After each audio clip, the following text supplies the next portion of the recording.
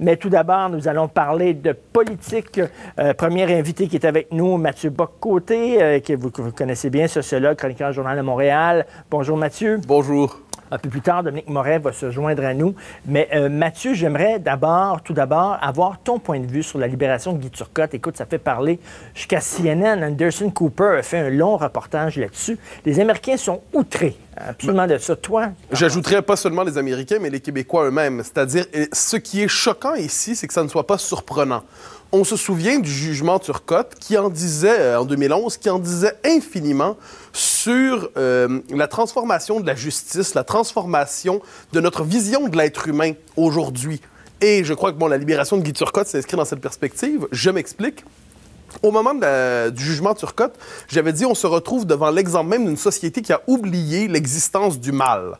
C'est-à-dire, le mal, aujourd'hui, n'existe plus. Pour notre société, l'être humain est bon ou fou. C'est-à-dire, il est bon, il peut faire de bonnes actions, ou alors il est à guérir, ou alors il est à reprogrammer. C'est vraiment une société thérapeutique qui a remplacé le curé par le psychiatre et ainsi de suite. Et ce qu'on voit ici, ou par le psychologue en général, et ce qu'on voit ici, c'est une société qui ne croit plus à la liberté humaine, qui ne croit plus à la responsabilité humaine. Parce que la liberté humaine tient son sens à partir d'une idée.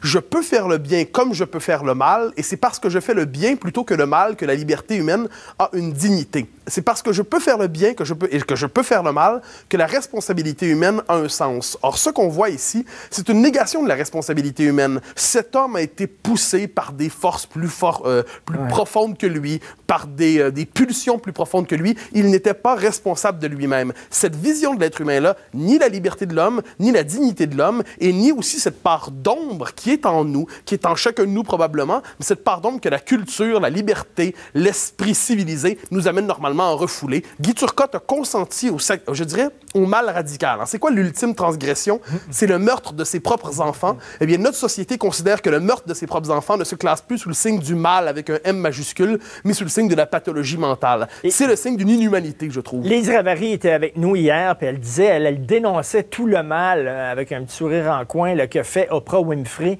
avec toute la psychologie de la société. Mais tu sais, chacun a ses raisons, il faut les comprendre. Ouais. Il n'a pas été allaité quand il était petit, il a été battu par ses parents, etc.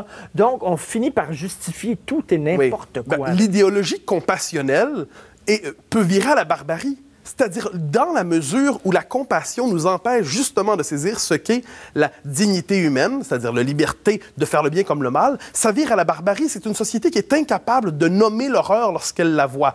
Et ça consacre la déconnexion profonde entre un système de justice qui est justement pénétré par cette vision thérapeutique de la société et une population qui, pour mille et une raisons, est encore dépositaire d'un certain sens moral, d'un bon sens qui ne doit pas être condamné, mais qui doit être célébré. Et ceux qui dénoncent en ce moment le populisme du peuple, tout simplement, de ceux qui s'indignent de ce dérapage grave de notre système de justice, ceux-là témoignent d'un mépris souvent, tout simplement, du bon sens populaire.